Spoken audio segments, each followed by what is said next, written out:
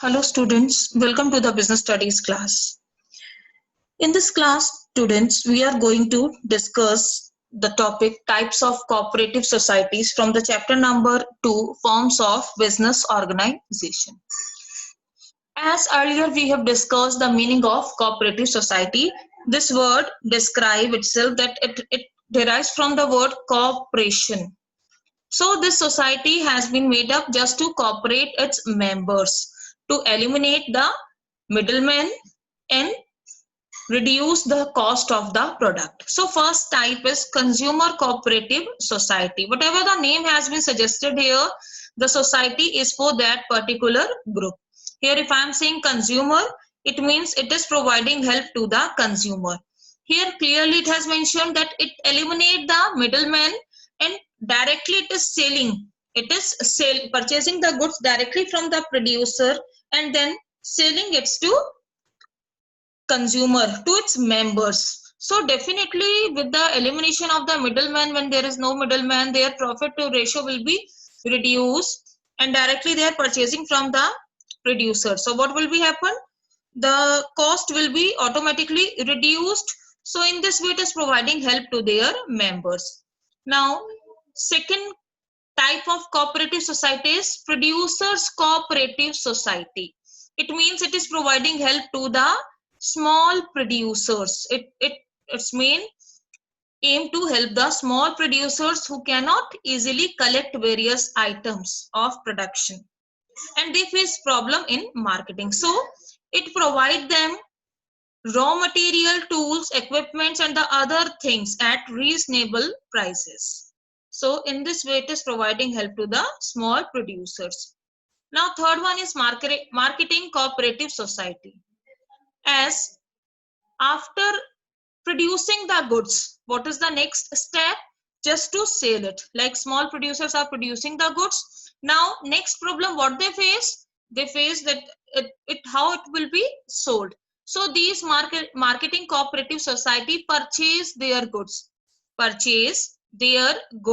and they provide the various functions such as the transportation, warehousing, packaging, grading, marketing, research for the benefit of its members.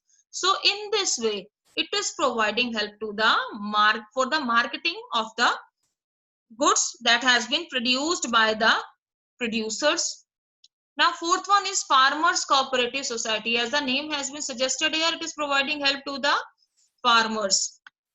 So farmers cooperative society students, it provide help in a way that it is providing the things that are related for the farmers, like seeds, better quality seeds here I have mentioned, then fertilizers, machineries and the other modern techniques what the farmer needs. These are all provided on cheap rate to the farmer so that they can improve their conditions. Now next one is credit cooperative society.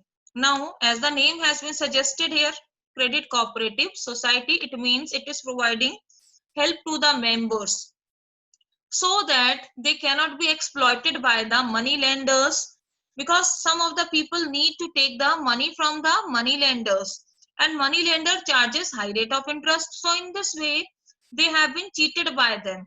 So these cooperative societies provide loan on easy cost, on easy rates to their members so that they can do their work.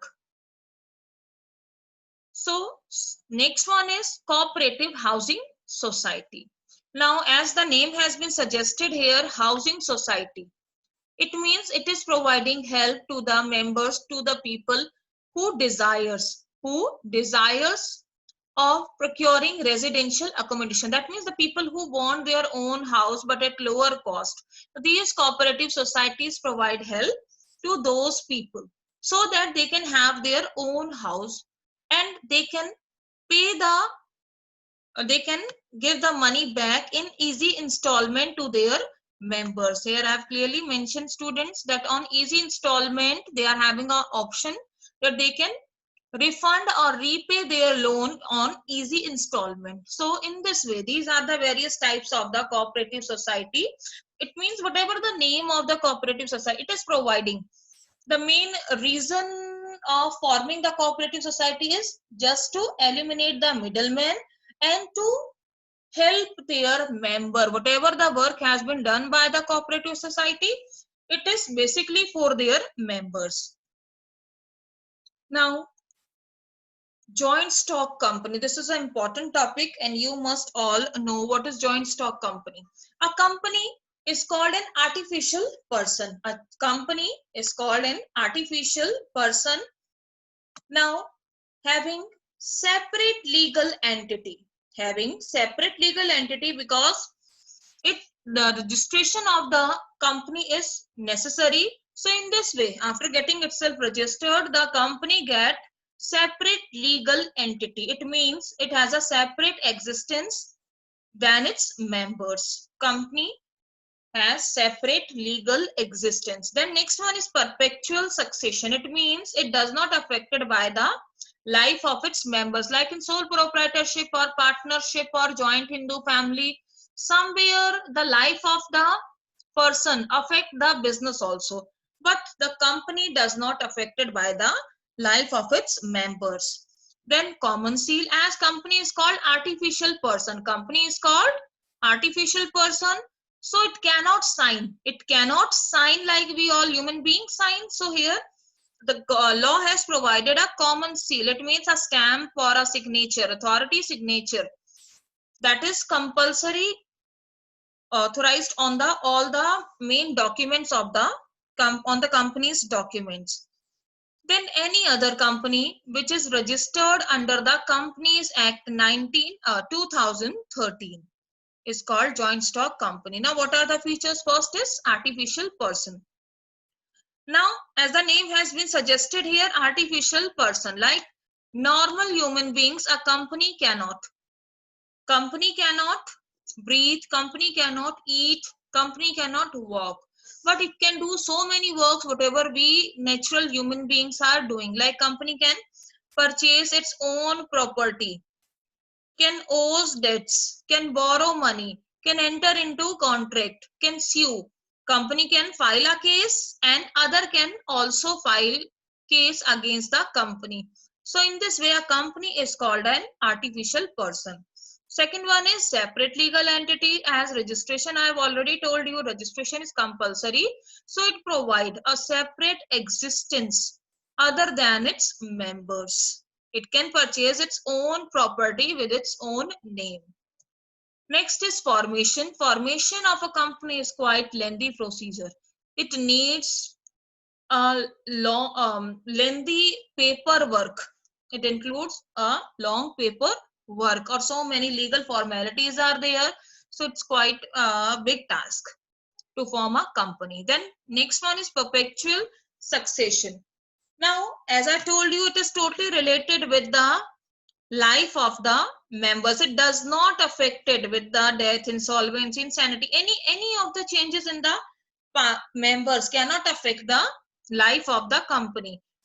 There is a famous saying that members may come, members may go out, but the company lives forever. So in this way, it is having a long life that does not affected with the life of its member. Now control, as all cannot run the company, as all the members cannot run the company, so the control lies in the hands of the management. Now this management consists board of directors. This management consists board of directors which have been elected by the shareholders, which have been elected by the shareholder. So overall control lies in the hands of the board of directors, because shareholders cannot, they don't have any right to involve in the day-to-day activities, because it's quite not possible. There are so many shareholders, they all cannot run the company. So total control lies in the hands of the management. Now liability. Now whenever the liability words comes, it means unlimited or limited liability. In other form, students, we all know that there is an unlimited liability of the members. But here in the company, the liability of the members have been limited to the capital contributed by him. For example, if I give you an example, suppose I am the member of a company in which I have to contribute rupees 1 lakh. It means 10,000 shares of rupees 10 each, suppose, and I have paid so far rupees 6. It means I have paid rupees 60,000. Now if the creditors are claiming, they are claiming, I will only pay rupees 40,000. The creditors cannot use my personal assets. I will only pay whatever I have supposed to pay. It means my liability is limited up to only a certain amount, whatever it has been decided. Now, common seal, as we all know that being an artificial person, company cannot sign. So it's a official signature of the company. It's a official signature of the company which is affixed on all the important documents. We all are having the example that like our Diwan Public School, it's also having its authorized stamp. So every organization, every company is having its authorized signature. Now risk bearing. Now what is risk bearing? There are lots of numbers of members. We know that the minimum numbers in the company, private company and public company, there are 7 in the public company and 2 in the minimum company. And for the maximum numbers, there are so many maximum numbers. So when number of person increases, definitely what will be happen? The risk will also be spread over the number of shareholders. When only one person was there in the sole proprietorship, it was only borne by him. But now, when as now the numbers are increasing, the risk will also be decrease because there are so many members to share this loss. So it was the today's topic, and next we will discuss in the next class, students.